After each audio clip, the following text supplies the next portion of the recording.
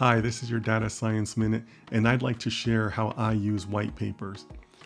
I get this question a lot, and in fact, I get this question so much that I really think a lot of people are overthinking how to use white papers. Personally, I use white papers at both the macro level and the micro level. By macro, I mean that I like to see the new trends and the new techniques that are out there. In a lot of cases, I'd like to see how new techniques are being applied by multiple teams across multiple projects.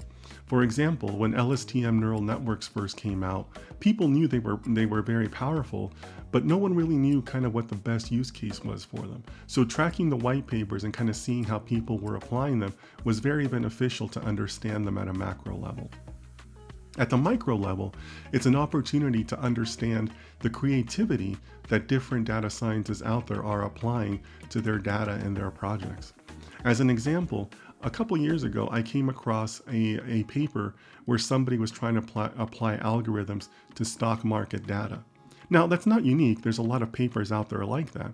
But this particular paper, he wasn't using indicators or the chart. He was actually using the bid-ask tables, and he was chopping up the data to different depths of the bid-ask table and creating the algorithm of that. So I really enjoyed the creativity that he was applying to that particular piece of data in what's otherwise a problem that's crowded with data and crowded with white papers.